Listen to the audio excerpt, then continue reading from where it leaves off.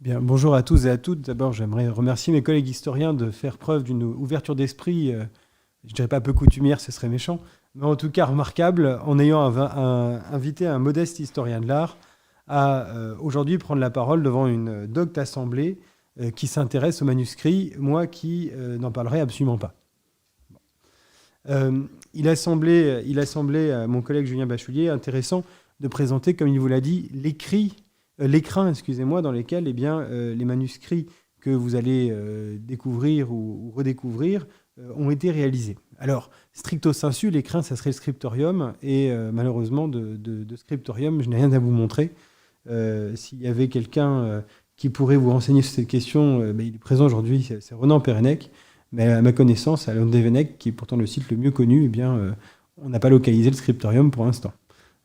Et évidemment, à Locmaria, on vient de découvrir qu'il y a un manuscrit. Alors, on n'est on est, on n'est pas du tout encore à l'étape de découvrir quoi que ce soit de ce type. Donc, quand mon collègue Julien Bachelier parle de l'écrin, il fait référence, bien évidemment, aux édifices religieux. Je me limiterai aux abbatiales, fréquentés par les moines qui ont rédigé ces manuscrits. Alors,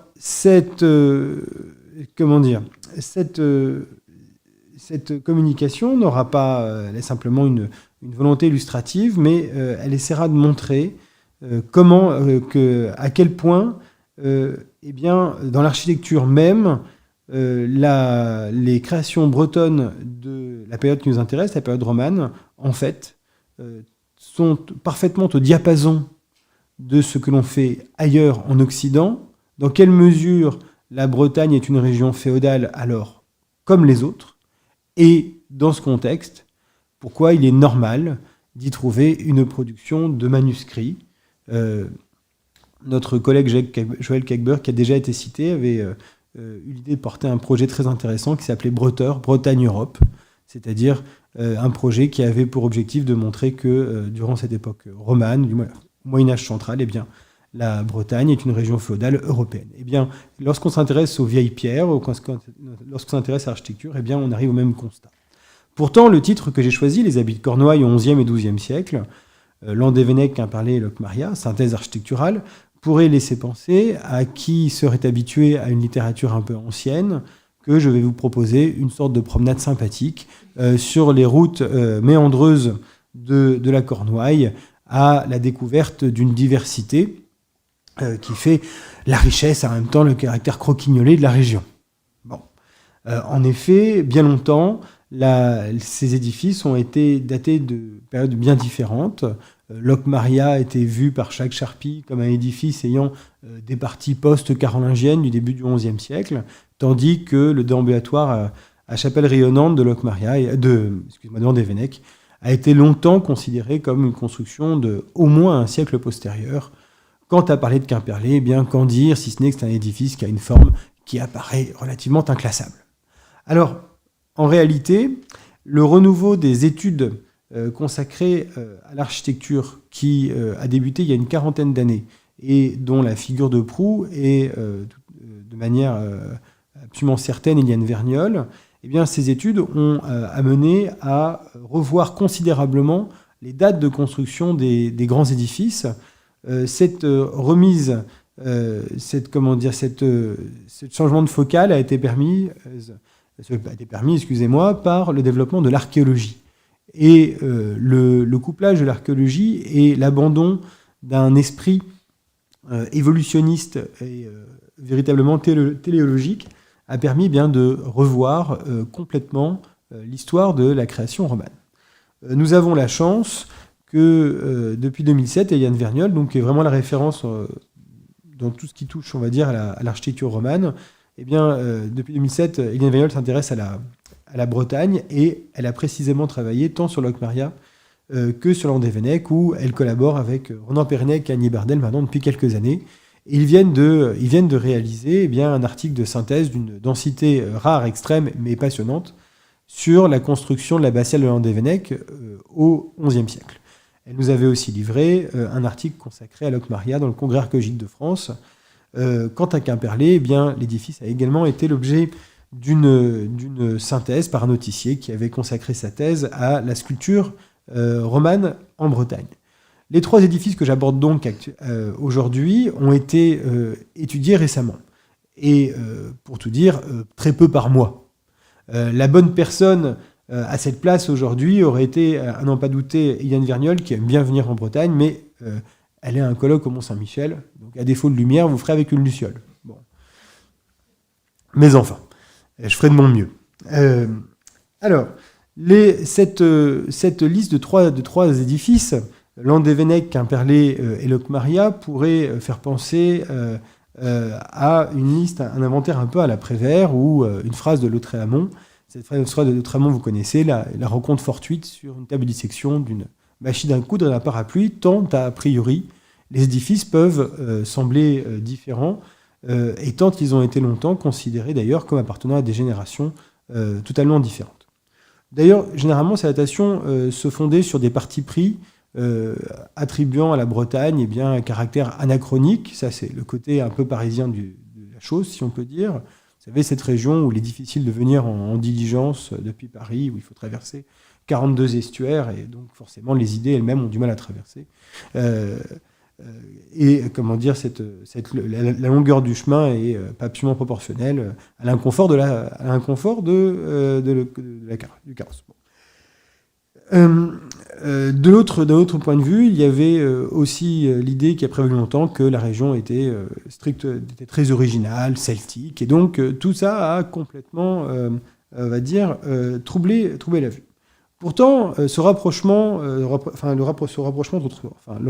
entre ces trois grandes fondations était beaucoup plus naturel pour les historiens, et ils voyaient au moins comme dominateur commun entre ces 3 fondations, un personnage central, qui est celui d'Alain Cagnard, comte de Cornouailles, qui a été fondateur de Sainte-Croix de Quimperlé, dont la fille a été la première abbesse lorsque la communauté de Locmaria est devenue double de Locmaria, et dont elle s'appelait Audierne, et dont le fils, dont l'épouse Judith a été enterrée à Landévennec, et dont le fils Benoît a été le second abbé de Quimperlé. Par ailleurs, si l'on regarde la situation de ces édifices, on se rend compte qu'ils sont systématiquement disposés en fond d'estuaire, dans un lieu stratégique. Pour l'une, l'abbaye de Femmes, Locmaria, au siège épiscopal, et pour les 2 autres, en limite de la Cornouaille, en des régions qui sont stratégiques. Donc les rapprochements, du point de vue de l'historien, étaient tout à fait logiques. Et il s'avère que désormais, grâce à l'archéologue, si on peut dire, ces rapprochements sont confirmés, et les 3 édifices, en dépit de leurs différences, relèvent du même contexte de création, d'un même contexte de création. Alors, ces 3 édifices, vous en découvrez les plans tout de suite à l'image. À gauche, l'abbatiale de Locmaria, qui possède un plan basilical, qui s'achève par une abside flanquée de 2 absidioles, avec la transept saillant.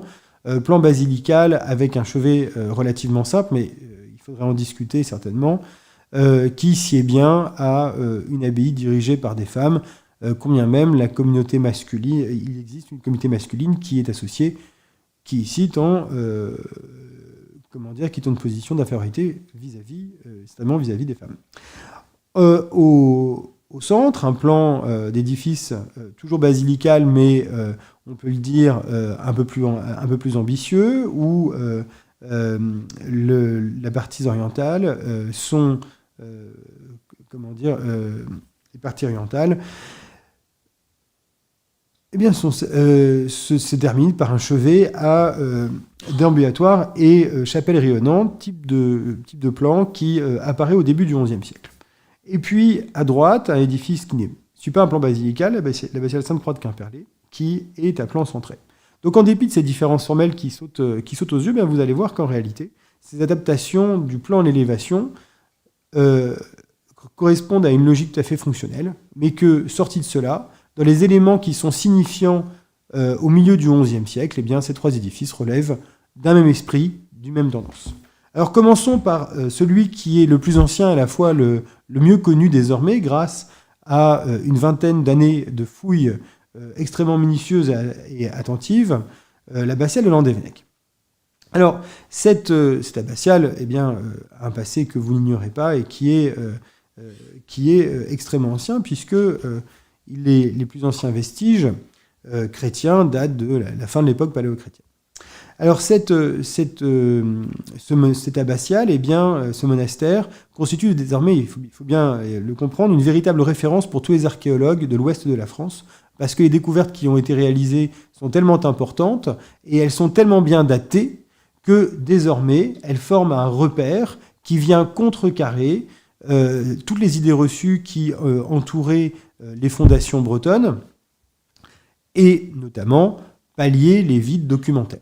Alors ces fouilles ont montré qu'au début du XIe siècle, l'abbaye de Landévennec se présente comme une abbaye de front d'estuaire avec une abbatiale qui date de l'époque carolingienne et une forme d'organisation suivant ce qu'on pourrait appeler un protocloître.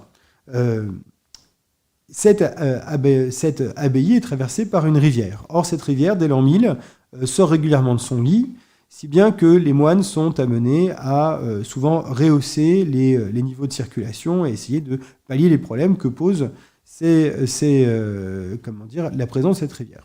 Alors cette rivière présente un intérêt extraordinaire pour nous, c'est qu'elle a créé un milieu de conservation des vestiges, notamment des vestiges organiques à Landévennec, qui sont absolument uniques et qui ont fourni aux archéologues non seulement une stratigraphie extrêmement riche, mais en plus des éléments de datation absolue d'une remarquable précision. Alors, c'est ainsi qu'on a pu découvrir, et je vous montre les différentes planches typologiques réalisées pour l'exposition qui a lieu actuellement à l'abbaye de Landévennec.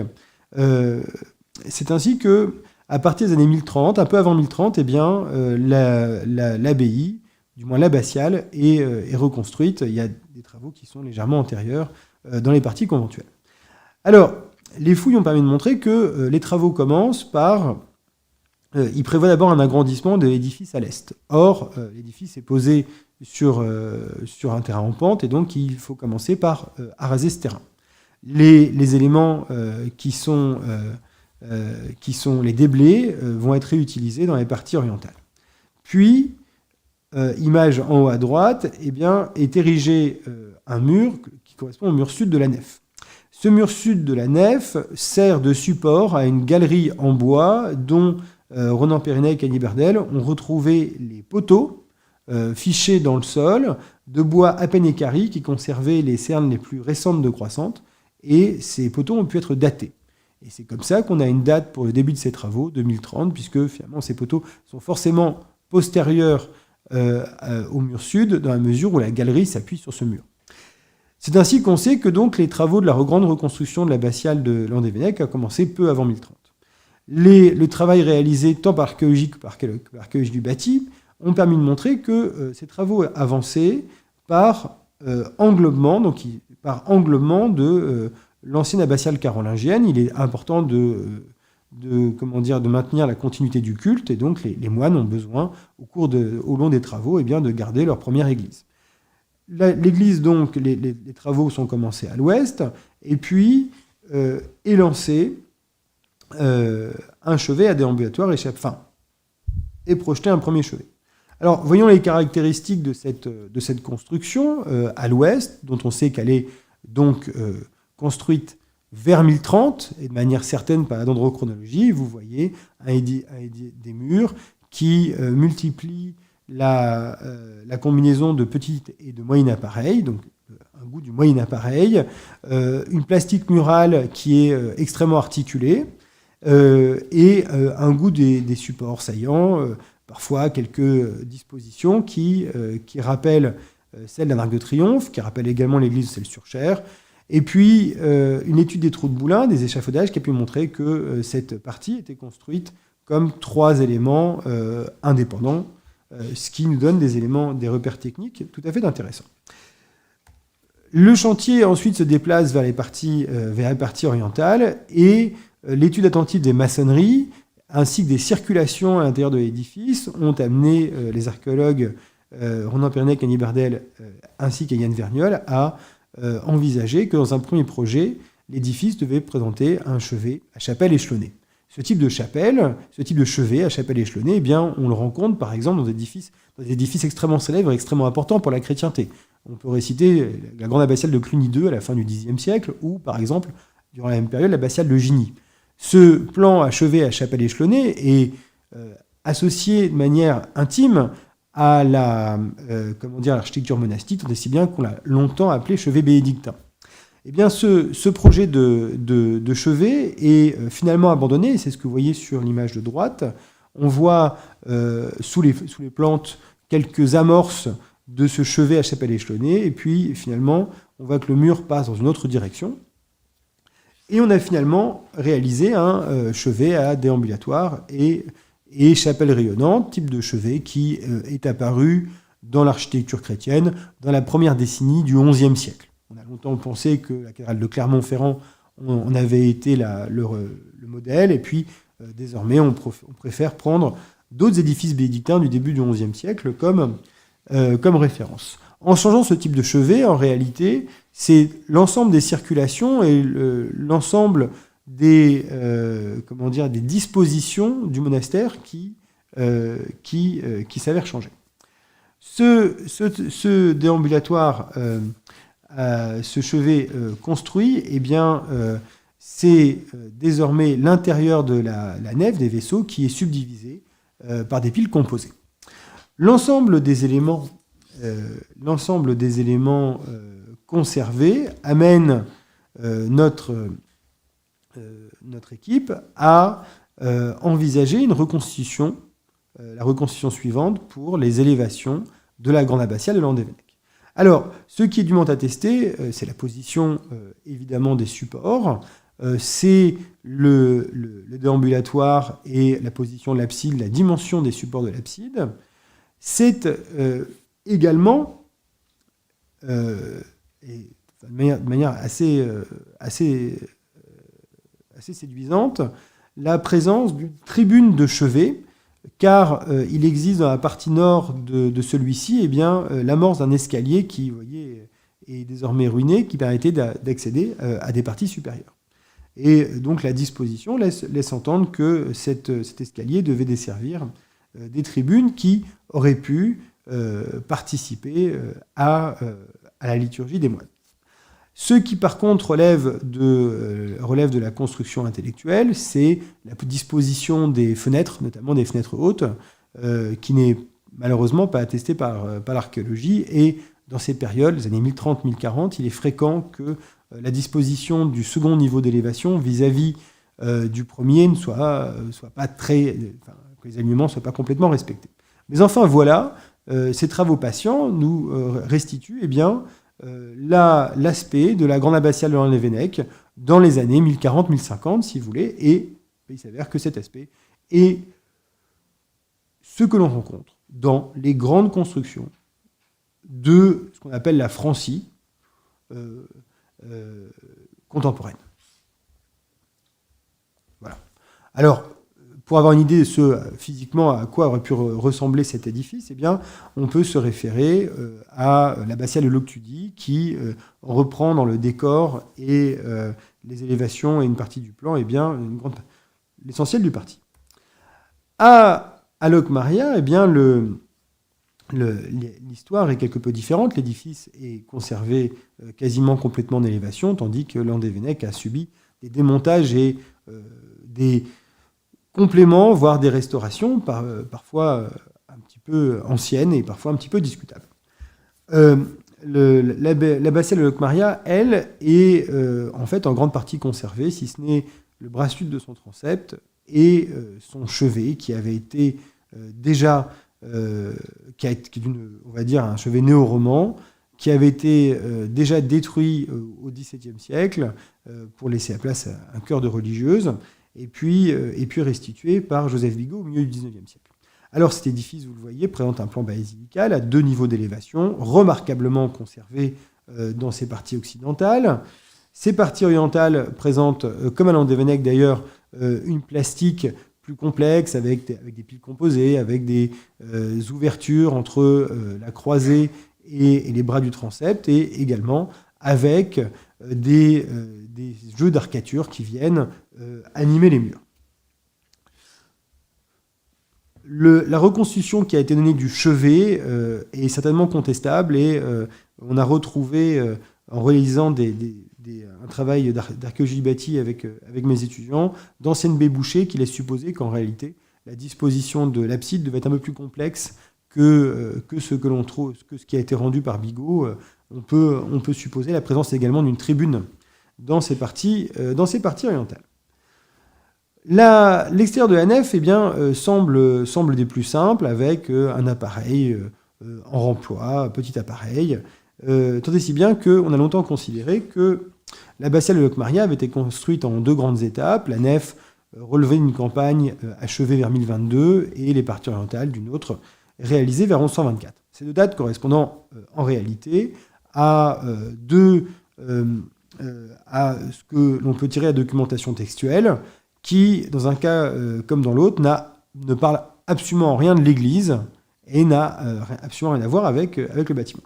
Alors, l'étude attentive des techniques de l'organisation des maçonneries a laissé supposer à Yann Verniolle, a permis à Yann Verniolle de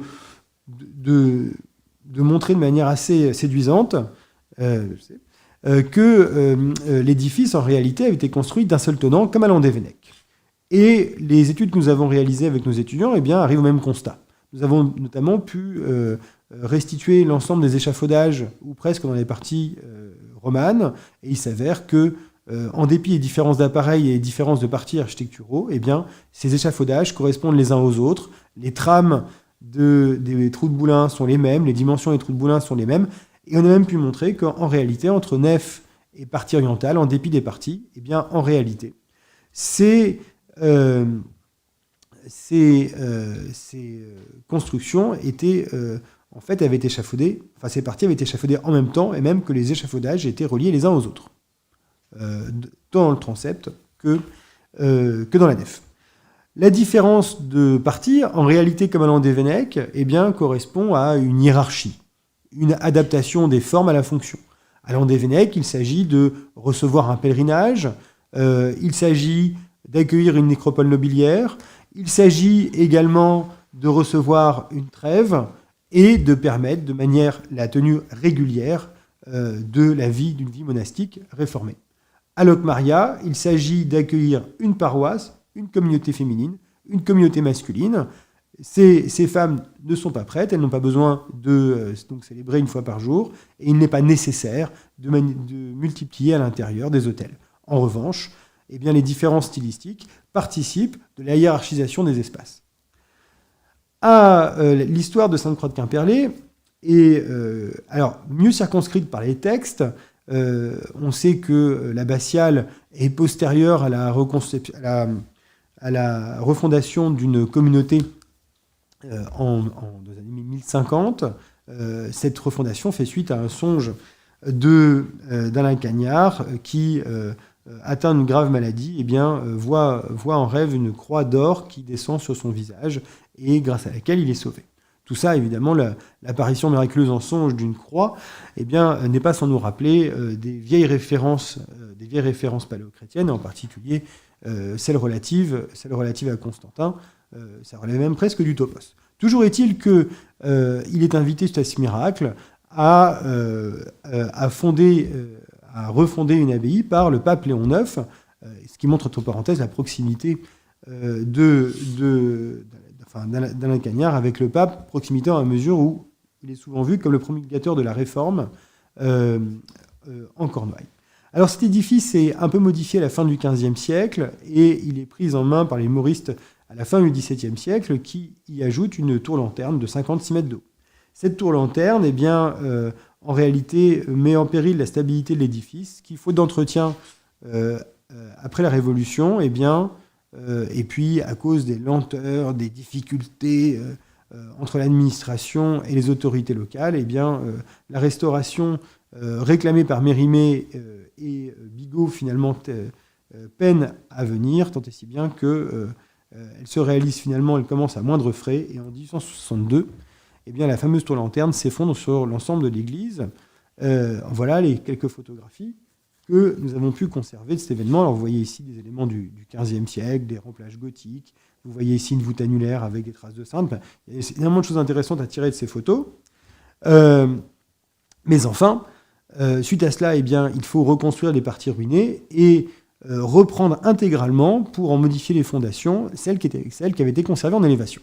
Si bien qu'aujourd'hui, l'abbatiale Sainte-Croix de Quimperlé ne se prête plus facilement à des investigations archéologiques, mais on sait que le plan et les élévations sont conformes à ce qu'elles étaient, moyennant quelques suppressions comme les parties flamboyantes. Bien, cet édifice est conforme à ce qu'il était, ou presque, à la fin de l'époque romane. À l'intérieur, les espaces sont difficiles à comprendre car les niveaux de circulation qui ont été restitués ne sont pas ceux qu'ils étaient avant l'effondrement de 1862. Notamment, la partie centrale, qui est marquée par une croisée, est surélevée et séparée du chœur, au sens propre du terme, si bien qu'on a du mal à comprendre les espaces. En réalité, lorsque l'on regarde les illustrations des voyages pittoresques, eh bien, on se rend compte que là encore, l'édifice présentait une forme de hiérarchie progressive par les hauteurs, depuis la nef jusqu'au chœur des moines, qui était situé au-dessus d'une crypte reliquaire qui prenait un plan halle. Et puis, cet édifice présente dans son architecture les grands principes de l'architecture romane des années 1050-1080, poussés jusqu'à la fin du XIe siècle, avec une hiérarchie des espaces à travers les différents types de voûtes. Voici la crypte halle dont je vous parlais. Alors, ces trois édifices qui sont relativement bien datés, certains par des données parfaitement fiables, d'autres par des comparaisons stylistiques, eh bien, présentent tous les caractères qui sont du plus grand chic à la fin dans ce milieu du XIe siècle. D'abord, l'usage de pierres carrées taillées au taille-endroit. Si on peut énumérer les chroniques dans lesquelles cette pierre carrée est considérée comme le summum de l'esthétique. Saint-Benoît-sur-Loire, Gozlin, frère du roi, eh bien on dit de lui qu'il veut reconstruire le plus bel édifice de toute la Gaule. Et pour ce faire, que fera-t-il ? Eh bien, il utilisera de la pierre carrée venue du Nivernais.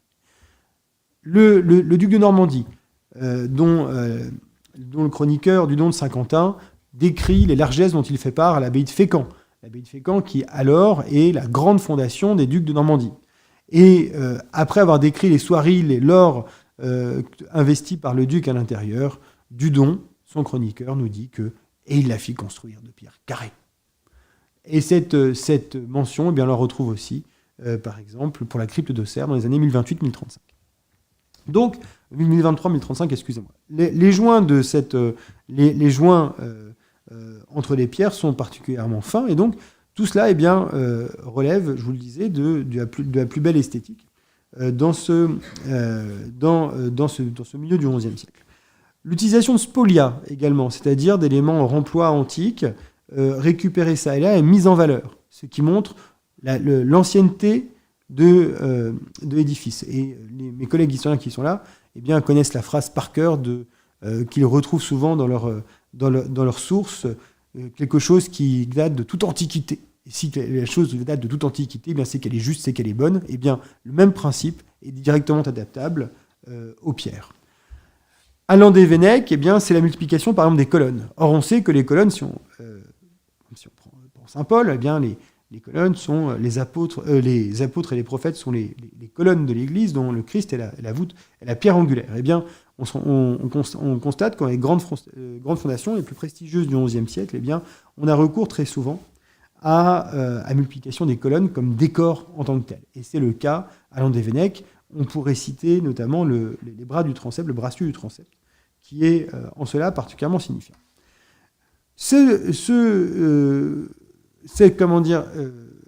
Le Locmaria également, à sa manière, présente énormément d'éléments qui renvoient à la plus haute qualité constructive dans ce milieu du XIe siècle. Toujours l'usage du moyen appareil, des joints fins, l'usage du taille-endroit. S'y ajoute à Locmaria la volonté d'utiliser un appareil décoratif. Et cet appareil décoratif, qui présente des différentes alternances, permet de hiérarchiser les diverses zones de l'édifice et les différentes communautés qui ont accès. Elle permet également de faire des références, et notamment sa nef présente dans son appareil une alternance de petits et moyens appareils disposés de manière parfaitement alignée, qui n'est pas sans rappeler un opus mixtum de tradition carolingienne.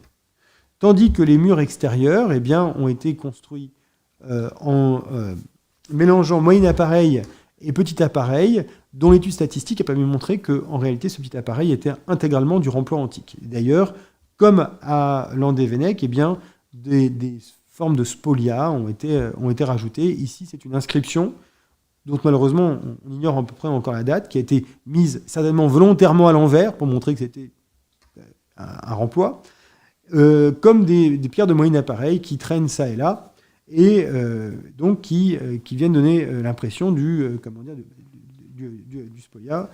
C'est tout à fait intéressant quand on connaît en plus les conditions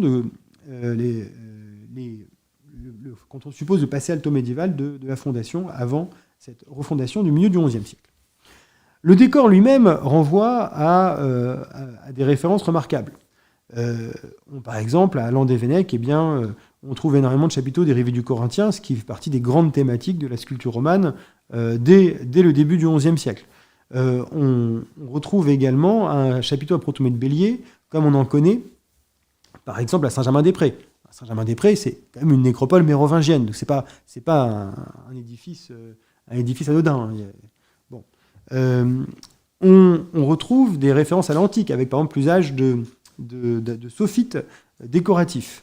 À Quimperlé, où on s'inspire de la sculpture certainement de Landévennec, on retrouve des chapiteaux figurés qui ont recours au répertoire roman le plus actuel et le plus développé des régions du calcaire. C'est le cas également toujours à Quimperlé, avec ces têtes qui fonctionnent comme des engoulants, qui semblent cracher des colonnes, qu'on retrouve très souvent dans le minure, et également dans la sculpture point de vigne dès le début du XIe siècle. Ces références prestigieuses, on peut les citer également pour les dispositions architecturales. Vous voyez par exemple le système d'ouverture de la croisée, on le connaît à Saint-Généroux par exemple, et dans un certain nombre d'édifices de ce qu'on appelle la Francie. Le système d'opus mixtum, on le retrouve par exemple à Saint-Philbert de Grandlieu, très grande fondation carolingienne, et on peut supposer que Locmaria avait pour volonté de copier ce genre de disposition. Quant à Sainte-Croix de Quimperlé, sa forme à plan centré est évidemment liée, et sa forme cruciforme à plan centré est évidemment liée au songe d'Alain Cagnard, mais elle rappelle plus largement le grand engouement pour les édifices à plan centré que connaît l'époque romane et qui est consécutive à la destruction du Saint-Sépulcre en 1009. Alors, vous voyez ici, par exemple, l'église très connue de Neuville-Saint-Sépulcre. Dans les lignes générales de Locmaria, on peut aussi citer d'autres fondations.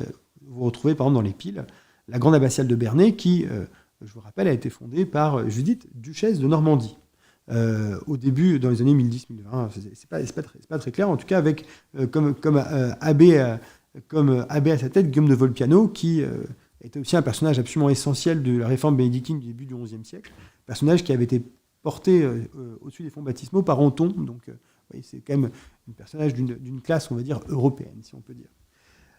Mais à Landévennec, la référence, et j'en terminerai vraiment là-dessus, j'ai besoin de 2 minutes, mais après j'aurai terminé, la référence absolue, c'est l'édifice de Beaulieu-les-Loches, qui a été fondé par Fulquenera et dont le plan du chevet est exactement superposable à celui de Landévennec. Or, pour le coup, des sources textuelles permettent d'affirmer que la forme de ce chevet, qui était dédié au Saint-Sépulcre, se voulait une copie de rien d'autre que la basilique du Saint-Sépulcre, la fameuse Anastasis de Jérusalem, qui avait été construite à l'instigation de Sainte Hélène au début du IVe siècle, et qui possédait également une tribune de chevet et trois chapelles le long d'un couloir annulaire. Cette référence à Anastasis, on la retrouve également évidemment dans Sainte-Croix de Quimperlé, où on peut également voir des références à d'autres édifices romains extrêmement célèbres, comme Saint-Étienne-le-Rond, qui avait été dédié au proto-martyr Étienne est construit en ce début du 5e siècle. Vous le voyez, ces 3 abbatiales, pour lesquelles on possède une documentation textuelle assez inédite pour la Bretagne, étaient pourvues de 3 abbatiales qui suivent les lignes des plus prestigieuses édifices que compte alors la Gaule, et j'ai passé sous silence Saint-Aignan d'Orléans, Saint-Martial de Limoges, Saint-Martin de Tours, autant d'édifices reconstruits au début du XIe siècle dans lesquels on aurait beaucoup de points de commun avec ces constructions. Et ces constructions renvoient systématiquement à celles de commanditaires extrêmement importants et de maisons réformées. On peut donc dire que l'usage de l'écrit, notamment l'usage l'usage de cartulaires qui participe pleinement à l'esprit de réforme, cette nouveauté du XIe siècle, si on peut dire ce renouveau du XIe siècle, se traduit également dans la pierre. Je vous remercie, désolé de ce dépassement.